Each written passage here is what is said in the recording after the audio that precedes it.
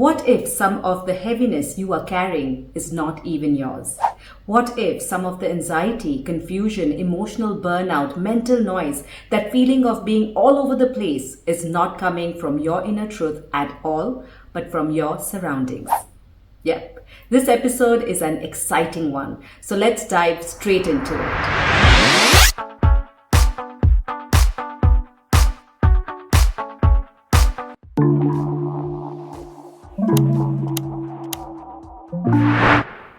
Not every thought is yours.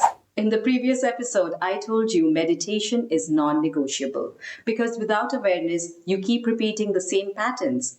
And now let me take this one step deeper. What if some of the heaviness you are carrying is not even yours?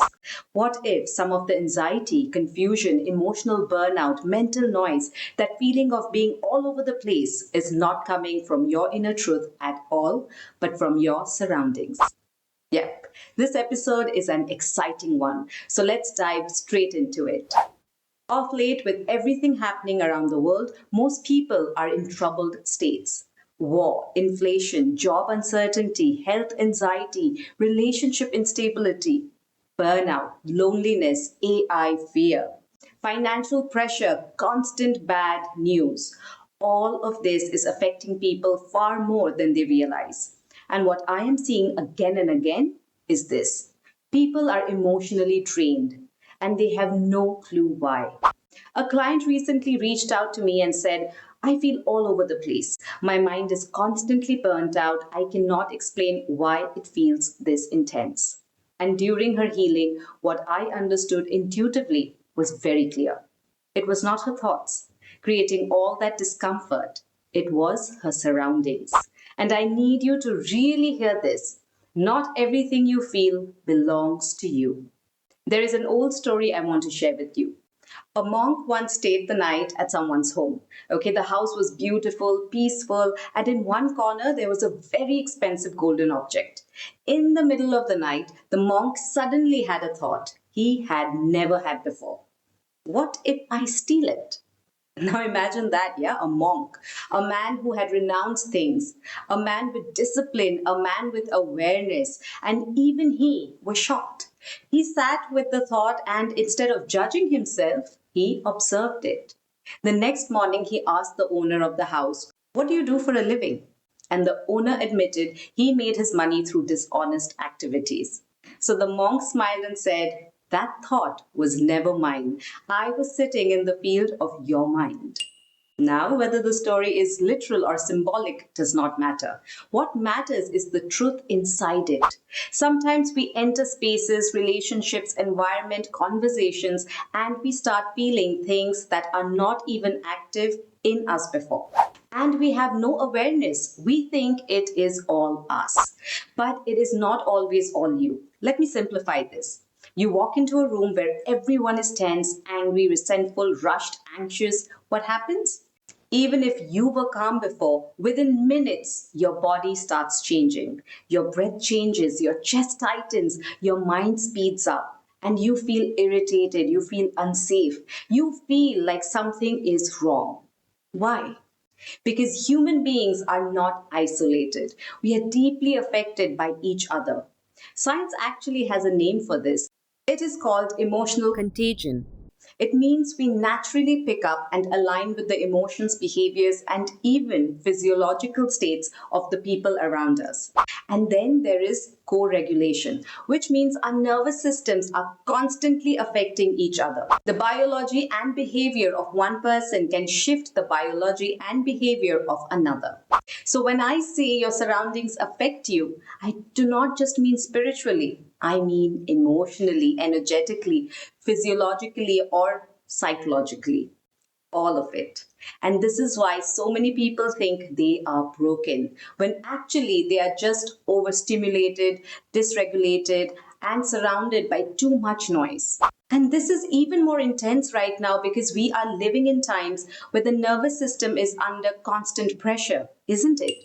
I mean, all day long, people are consuming fear, news fear, money fear, future fear, career fear, health fear, and then there's relationship fear, right?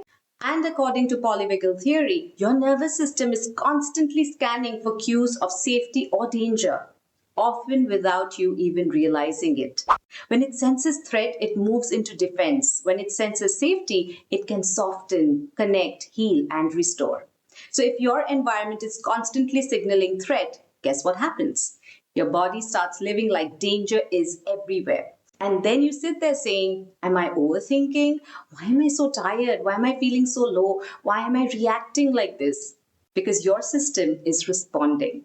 That does not mean you are weak, it means you are human. Every single one of us is affected by our environment. Now, let me connect this to the karma reset method. If you do not know what is yours and what is not yours, you will keep creating from confusion. You will think your fear is intuition. You will think your overwhelm is truth. You will think your heaviness is your identity. And then what happens? You make choices from a dysregulated state. You speak from a wounded state. You react from a contaminated state. And then you call that karma. But that is not the whole story. Because karma is not just what you do, karma is also what you keep absorbing, what you keep normalizing, and what you keep allowing to shape your inner world. So the reset begins when you start asking a very powerful question. Is this even mine? That question alone can change your life. So start asking it all the time. Is this mine? Is this fear mine? Is this thought mine? Is this urgency mine? Is this heaviness mine? Because the moment you ask that, awareness enters. And once awareness enters, your karma starts loosening. So, how do you protect yourself without becoming cold, disconnected, or scared of people? Very simple. Pause before identifying the moment you feel a sudden emotional drop. Just pause. Do not immediately say, I am anxious, I'm angry, I'm exhausted, I'm hopeless. Pause and ask, what changed? Who was I around? What was I just consuming? What room did I just walk into? What conversation did I just leave? This is awareness, and awareness is protection. Number two, return to the body. This is where meditation from the last episode becomes essential. Come back to breath. One hand on your heart and the other on your belly. Take slow breaths. Lengthen the exhale. Do not try to solve life immediately. Just regulate. Because once the nervous system settles, truth becomes easier to hear. Number three, clear your field consciously. After being around intense people, intense places, bad news, heavy conversations, reset yourself. Sit alone for a few minutes, breathe, wash your hands, take a shower, step outside, put your feet on the ground, journal one page, pray, chant. Just be silent. You do not need anything dramatic. You just need to stop carrying what was never yours to carry. Number four, become more selective. And this one is important. Not every space deserves your energy. Not every conversation deserves your nervous system. Not every person deserves access to your peace. This is not arrogance. That is self respect. That is self love. That is karma intelligence. The more aware you become, the more carefully you choose what enters your inner world. Most people live life on autopilot, but imagine holding that remote control in your own hands, that one that can influence not just how you feel, but how you react, how you're affected, how you show up. And then ask yourself, what do I want? Because the choice is always yours. Staying where you are always feels safe, it feels easy, but that also means no growth. Same results, same pain, same challenges. Like I always say, if you keep doing what you've always done, you will keep getting what you've always got. So let me leave you with this. Sometimes you're not exhausted because you are broken. Sometimes you're exhausted because you have been carrying too much that does not even belong to you. Too many moods, too many projections, too many fears, too many energies, too much noise. And if you keep carrying what is not yours, you will never fully hear what is. That is why awareness matters. That is why meditation matters. And that is why self love matters. That is why karma reset method matters. Because this work teaches you to come back to yourself again and again and again, to separate truth from noise, to separate intuition from fear, to separate your soul from your surroundings.